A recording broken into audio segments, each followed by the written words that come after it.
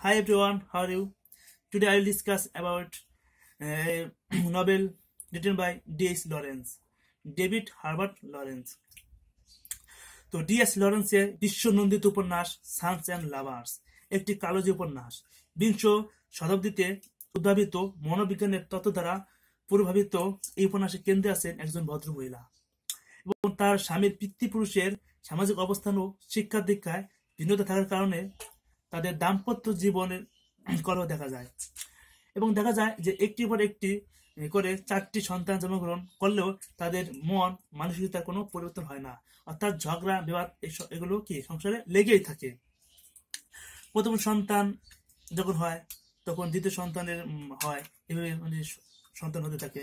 তো এক পর্যায়ে প্রথম সন্তান মারা যায় এবং তৃতীয় সন্তানও তার মায়ের দ্বারা মানে প্রভাবিত হয়ে তার স্বাভাবিক জীবন যাপনও ব্যাহত হয়। অর্থাৎ মনোবিজ্ঞানের ইডিপাস কমপ্লেক্স তত্ত্বের উপর ভিত্তি করে এই উপন্যাসটি রচিত হয়েছে। মনোবিজ্ঞানের ইডিপাস কমপ্লেক্স অর্থাৎ যেখানে মানে বিপরীত লিঙ্গের প্রতি যে একটা আকর্ষণ থাকে তা চিরন্তন মানে চির সত্য, তা এই উপন্যাসের মানে তা এক্সপ্রেস করে। তো এই উপন্যাসের মূল চরিত্র ছিল পল মরেল আর তার মা গার্ট্রুড মরেল, এবং বয়স যখন 31 বছর তখন তাদের বিয়ে হয়। আর তার বিয়ে হয়েছে প্রায় 8 বছর ধরে। তো তার স্বামী ওয়াল্টার মরল তিনি একজন খনি মজুর, অর্থাৎ যে খনি উত্তোলন করতো সেখানে কাজ করতো, এবং সে প্রচুর মদ খায় এবং মদ খাওয়ার কারণে তার স্বামীর সাথে তার সম্পর্ক ততটা ভালো যাচ্ছে না, কারণ তার স্বামী তাকে অকারণে গর্জন করে মানে বলতো, হুঙ্কার দিত, তাকে মারধর করতো, তার যে অর্থাৎ তাদের খুব কষ্ট দিত, কারণ গার্ট্রুড মোরেলকে প্রচুরভাবে হেয় প্রতিপন্ন করতো, তাকে মারধর করতো, মদকে মাতলামি করতো, অর্থাৎ তাদের যে কোনো ভালোবাসা ছিল না। আর তার স্বামী শুধু সেক্সটাকে বসতো, কারণ সে শুধু সেক্স মেটানোর জন্য তার থাকতো, তার আগে যেটা ভালোবাসা দিতে হবে সে দিত না, মানে পশু মতোই তার উপর ঝাঁপিয়ে পড়তো। আর এটা গার্ট্রুড মোরেল কোনো মেনে নিতে পারে নাই, কারণ সে সোহাগ চাইতে ভালোবাসা চায়, সে না করে সরাসরি ঝাঁপিয়ে পড়ে পশু পাখির মতন। তো এটা তাকে খুব কষ্ট দেয়, অর্থাৎ তাদের মাঝে মানে প্রচুর ঝগড়া হতো, মারামারি হতো, কলহ হতো। এক পর্যায়ে তাদের মাঝে মানে বিচ্ছেদও ঘটে। তো ডিভোর্স দিতে চাইও ডিভোর্স হবে ভাব, তখন ডিভোর্স হওয়ার আগেই গার্ট্রুডের পেটে মানে বাচ্চা আসে। তো দেখা যায় যে যখন গার্ট্রুডকে তার স্বামী ওয়াল্টার মোরেল ভালোবাসতো, স্নেহ করতো, তখন মনে হয় যেন তার চেয়ে সোনা মানুষ মনে হয় পৃথিবীতে নাই, তো তাকে খুব ভালোবাসা মনে হতো। তো যখন তা ভালো না বাসতো তো মনে হয় যেন হারের শয়তান বদমাস। আর তার স্বামী তো ছিল সেক্স প্রিয়, সে সেক্স কিছু বুঝতো না, সে অ্যানিমেলের মতো ঝাঁপিয়ে পড়তো, ভালোবাসা দিত না। এই কারণে তাদের মধ্যে পারিবারিক কোলাহল বেঁধে থাকতো। তো যখন দেখা যায় যে ওয়াল্টারের প্রথম যে সন্তান, তার গার্ট্রুডের যে প্রথম ছেলে হবে, যে সে ছিল উইলিয়াম। আর যখন উইলিয়াম জন্মগ্রহণ করে তখন প্রায় মানে তখন গার্ট্রুড অসুস্থ ছিল এবং তার ছেলেও ছোট ছিল এবং প্রায় মানে ভঙ্গ চেহারা নিয়ে জন্মগ্রহণ করেছিল, দেহের অধিকার নিয়ে। তো কয়েকদিন পরে আস্তে আস্তে যখন 1 বছর পা দেয় তখন আস্তে আস্তে সে অনেক সুন্দর হয়ে ওঠে উইলিয়াম দেখতে, এবং সে দ্রুত মানে বড় হয়ে যায়। এটা দেখে তার মায়ের আনন্দ সীমা থাকে না, কারণ তার সন্তান খুব সুন্দর হয়েছে, তার এখন আর কোনো কষ্টের সময় থাকবে না। আর এখন তার সমস্ত ভালোবাসা সবকিছু তার সন্তানের জন্য উজাড় করে দিয়েছে। অর্থাৎ তার মায়ের কাছে এখন যে সন্তান ছাড়া কিছু বোঝে না, তার স্বামীর কথা সে ভুলে গেছে, স্বামীর কিছু না হলে চলে। আর তার সব ভালোবাসায় সব সন্তানের জন্য। এটা মানে হচ্ছে ইডিপাস কমপ্লেক্স, কারণ যে বিপরীত লিঙ্গের প্রতি মানুষের একটা আকর্ষণ টান থাকে, এই কারণে মা ছেলেকে, ছেলে মাকে প্রচুর পরিমাণে ভালোবাসে। মা ছেলে ছাড়া কিছু বোঝে না আর মাও ছেলে ছাড়া কিছু বোঝে না। তো উইলিয়াম যখন লন্ডনে যায় তখন মানে 1 বছর হয়তো পারছে মানে যায় কিছুদিন পরে, যাওয়ার পরে সেখানে সে তার মাকে চিঠি লিখতো এবং সেখানে গিয়ে তার মায়ের যে মনোভাব বা মা যে তাকে ভালোবাসতো সবকিছু বলতো। আর সেখানে গিয়ে সে কি করতো, তার নতুন বন্ধু বান্ধব, নতুন কারা ছিল, নতুন অবস্থান, সবকিছু সম্পর্কে তাকে মাকে চিঠি লিখতো।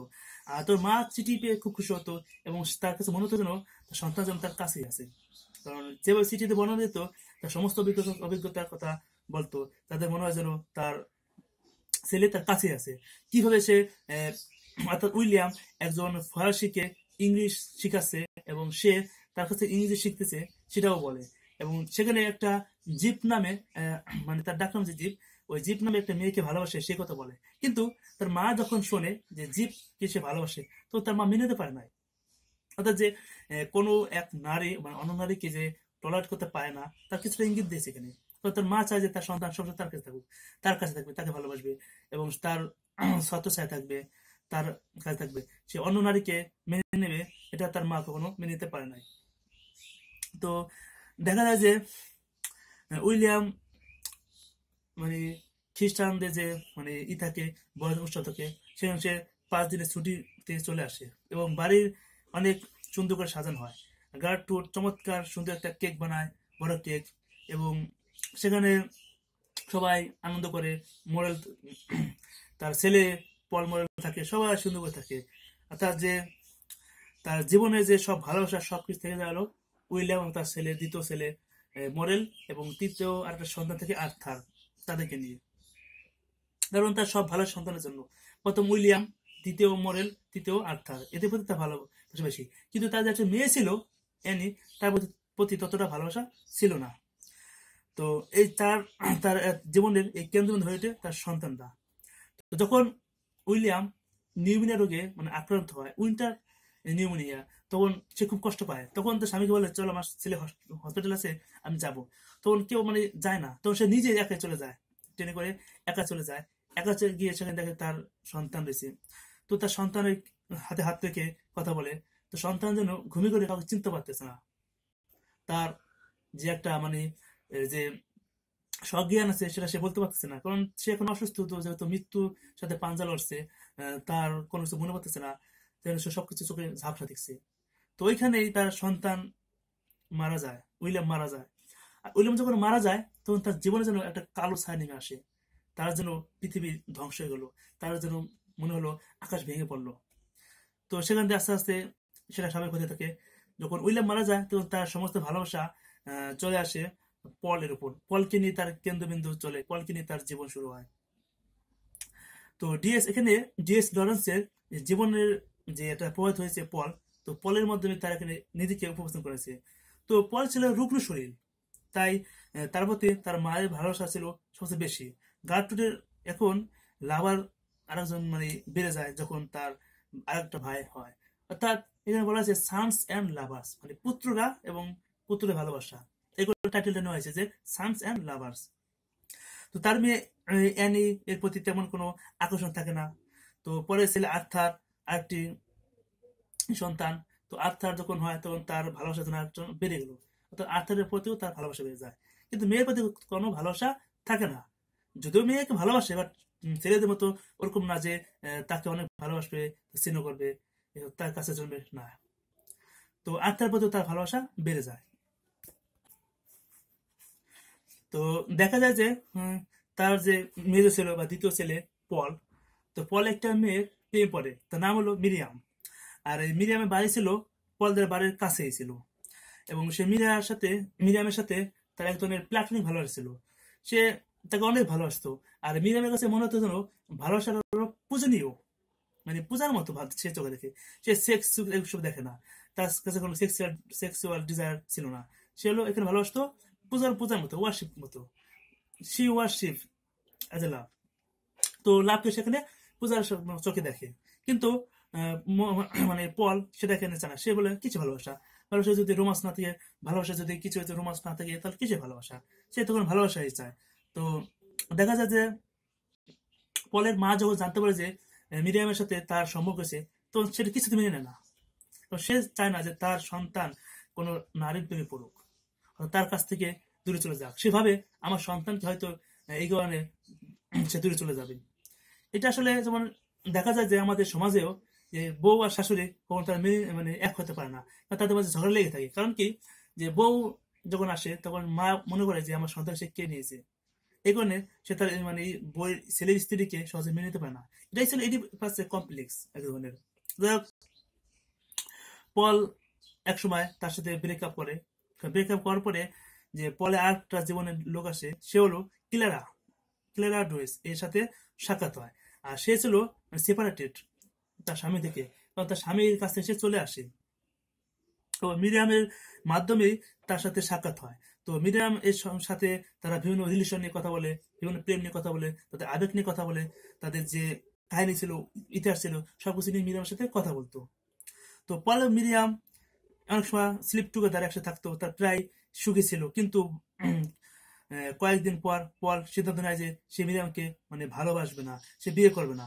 তো তখন তাদের ব্রেকআপ হয়ে ওঠে। তো মিরিয়াম মনে অনেক কষ্ট পায় পলকে, যে তুমি কি বলছো এসব। যা হোক, পল পরে বুঝতে পারে যে তার মায়ের সবচেয়ে তার কে ভালোবাসে, অর্থাৎ সে তার মায়ের মতন একজন লোক চায়। মিরিয়ামের সাথে পলের ব্রেকআপ হওয়ার পর সে কিলার সাথে মানে অ্যাফেয়ারে জড়িয়ে পড়ে। কিলারাও তাকে ভালোবাসে, কিন্তু কিলার স্বামীর সাথে আছে মানে বাক্সটার আছে। তো সেও তাকে ডিভোর্স দিতে পারে না, কারণ তার স্বামীর প্রতি তার ভালোবাসা রয়েছে, যদিও সেপারেটেড, কিন্তু তবুও তার প্রতি ভালোবাসা আছে, যার কারণে তাকে ডিভোর্স না দিতে পারে না, আর পলকে বিয়ে করতে পারে না। যখন পলের মা অসুস্থ হয়ে যায়, তখন পল তাকে নিয়ে ব্যস্ত হয়ে পড়ে। তো দেখা যায় যে এক পর্যায়ে পলের মা গার্ট্রুড তিনি অসুস্থ হয়ে যান, আর অসুস্থ হওয়ার কারণে পল তাকে নিয়ে মানে ব্যস্ত হয়ে যায়, কারণ তার মা, তার জীবন, তার পৃথিবী, তাকে বাঁচাতে হবে।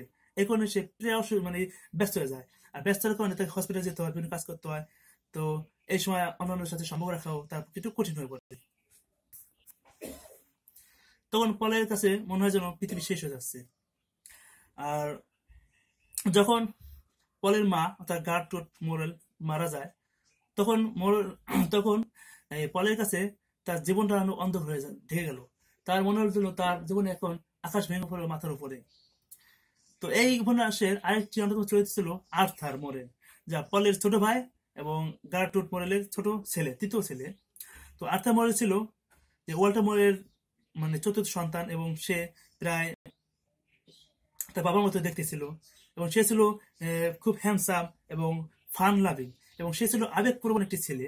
সে খুবই মানে চটপটে ছিল, আবেগপ্রবণ, এবং তার বাবার মতো সে প্রায় ছিল। সে যে যে একটা আবেগপ্রবণ ছেলে, সবসময় কোনো কাজ নিয়ে ব্যস্ত থাকতো, অর্থাৎ সে ছিল মানে হাসি তামাশা ইত্যাদি নিয়ে ব্যস্ত থাকতো, অর্থাৎ হাসি তামাশা, রঙ্গমঞ্চ এবং কাজ। একজন চটপটে ছেলে, তো সেহেতু সে এসব নিয়ে বেশি ব্যস্ত থাকতো। আবার বাড়ির ছোট ছেলে, যার কারণে সে কোনো কাজ কর্মে ওই সব কাজ করতো না, কিন্তু বিভিন্ন বন্ধু বান্ধবের সাথে আড্ডা এসব নিয়ে ব্যস্ত থাকতো।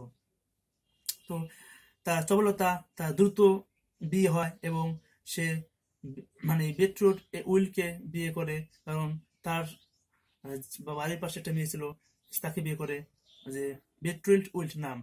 তো আর্থারের প্রায় তার বাবার মতোই ছিল জীবনটা। তার জীবনে সে প্রচুর সংগ্রাম করে, অর্থাৎ সে ছিল একটা সংগ্রামী পুরুষ, সে ছিল একটা আবেগপ্রবণ পুরুষ, সে ছিল একটা চটপটে পুরুষ, অর্থাৎ সে ছিল শান্তশিষ্ট এবং হ্যান্ডসাম, দেখতে সুন্দর। সে ছিল আর্থার। আর্থার হলো পলের ছোট ভাই। আর লিলি ওয়েস্টার্ন, যার একটা ক্যারেক্টার আমরা আগে জানছি, যে লিলি ওয়েস্টার্ন, যাকে উইলিয়াম ভালোবাসতো, লিলি ওয়েস্টার্ন তার নাম। তো যাকে বলা হলো শি ইজ কল্ড জিপসি, মানে জিপ, মানে তাকে বলে কি জিপস বা জিপ। আমরা আগে জানছি যে জিপ নামে যে একটা মেয়ে আসতো, মেয়েকে পল ভালোবাসতো, এবং পল না, উইলিয়াম ভালোবাসতো। আর উইলিয়াম তাকে বাড়িতে যখন নিয়ে আসে, তখন দেখা যায় যে তার বোন মানে অ্যানির সাথে খারাপ ব্যবহার করতো। সে ভাবতো যে আমি এখানে বড় স্ত্রী হয়ে আসবো, তো আমার কথা সে শুনবে, অর্থাৎ সেখানে অ্যানিকে মানে দাস হিসেবে ব্যবহার করতে চেয়েছিল। আর অ্যানি সেটা মানতো না সহজে। ফলে মাও দেখলো যে এই মেয়েটা মানে বাড়ি আসতে না আসতেই সে করতে খাটাতে শুরু করলো। তো তারা ভালো লাগলো না পল, মানে তার গার্ট্রুডে ভালো লাগলো না ওই মেয়েকে, জিপকে। আবার যখন দেখা যায় যে যখন উইলিয়াম অসুস্থ হয়ে যায়, তখন তাকে ছেড়ে চলে যায়। অর্থাৎ সে ছিল মানে স্বার্থবাদী একজন মহিলা, অর্থলোভী একজন মহিলা, যে মানে ভালোবাসতো কিন্তু আবেগ দিয়ে নয়, ভালোবাসতো টাকার জন্য, ভালোবাসতো তার সম্পত্তি দেখে, কিন্তু মানুষকে প্রচুর মানে আসলে যে প্রকৃত ভালোবাসা সে তা দিতে পারে নাই উইলিয়ামকে। তাই উইলিয়ামের বিপদের সময় সে চলে যায়। তো অ্যানিমোরালের কথা আমরা জানি আমরা। আর অ্যানিমোরাল হলো কে ছিল, উইলিয়াম বা পলের ছোট বোন। তো উনি ছিল যে একটা সুন্দর একটা মেয়ে, এবং সে তার ভাইদের সাথে থাকতে চায়, খুব একটা মানে ভদ্র এবং সুন্দর, সে তার ভাইদের সাথে থাকতে চায়, এবং সে তার মায়ের কাছে থাকে, কিন্তু তার বাবাকে পছন্দ করতো না, কারণ সে তার ভাই পলকে মানে প্রায় সম্মান করতো বা বাঁচাতো। তো দেখা যায় যে আসলে তার মা দেখো তো তার মানে স্বামীর সাথে সম্পর্ক ভালো ছিল না, তার কারণে তার সন্তানরাও তার বাবাকে পছন্দ করতো না। আর তিনি তার বাবাকে মানে সেইভাবে তার সন্তানকে তৈরি করছে যে ও বাবা ভালো না, বাবার কাছে যাবা না, কারণ তার সন্তান যদি খারাপ হয়ে যায় এই ভয়ে, তার বাবা ছিল মাতাল, এই কারণে বাবার সঙ্গ তারা পেত না, বা তার মাও চাইতো না যে তার সন্তানেরাও তার বাবার সঙ্গে থাকুক বা বাবার সঙ্গ লাভ করুক। এই কারণে তার মেয়ে অ্যানি বা অন্যান্য ছেলেরাও মানে তার বাবাকে ঘৃণা করতো। মাকে যেমন প্রচুর পরিমাণ ভালোবাসতো, বাবাকে তার উল্টা ঘৃণা করতো। তো দেখা যায় যে সে একটা ছেলেকে বিবাহ করে, তাদের প্রতিবেশী মানে বন্ড স্কুলে সে একটা চাকরি পায়, মানে সরি বোর্ড একটা স্কুল থাকে, তো বোর্ড স্কুলে চাকরি পায় তার মানে জুনিয়র টিচার হিসেবে, এবং সে লিওনার্ডকে বিয়ে করে, তার শ্বশুর বন্ধু লিওনার্ড, সে তাকে বিয়ে করে। এটা আসলে এই উপন্যাসের মূল কাহিনী। অর্থাৎ যে এডিপাস কমপ্লেক্সের উপর ভিত্তি করে এই উপন্যাসটি, মানে মনোতত্ত্বের উপর ভিত্তি করে এডিপাস কমপ্লেক্সের উপর প্রতিষ্ঠিত এই একটি উপন্যাস, কালো যে উপন্যাস ডি.এইচ লরেন্সের। আর এই উপন্যাসের কেন্দ্রবিন্দু ছিল কে? গার্ট্রুড মোরের, যে ছিল পল এবং উইলিয়াম আর্থার অ্যানি এর মা, আর ওয়াল্টার মোরের স্ত্রী। তার ভালোবাসা ছিল তার সন্তানকে নিয়ে, সে বাঁচতে চাইছিল তার সন্তানকে নিয়ে, তার সবকিছু আবেগ সন্তানদেরকে নিয়ে। তার লাভার হয় সন্তানরা, তার ভালোবাসা হয় সন্তানরা, তার স্বামীকে ভুলে যায়, তার স্বামীর সাথে ভালো সম্পর্ক থাকে না, কারণ স্বামী হলো পশুর মতো, স্বামী তাকে ভালোবাসতো না, স্বামী তাকে ঘৃণা করতো, কারণ স্বামী ছিল মাতাল, সে আবেগ বস্তু না, সে ভালোবাসা বস্তু না, সে সুযোগ সেক্স ডিজায়ারটাকে বস্তু, পশুর মতো ঝাঁপিয়ে পড়তো, যা গার্ট্রুড মোরের কাছে ঘৃণিত বা খারাপ মনে হতো। তো বন্ধুরা, ভালো থাকবেন, সুস্থ থাকবেন, আল্লাহ হাফিজ। এবং যারা এখনো আমার চ্যানেলটি সাবস্ক্রাইব করেন নাই, তারা কাইন্ডলি চ্যানেলটি সাবস্ক্রাইব করে পাশে থাকবেন। ধন্যবাদ সবাইকে।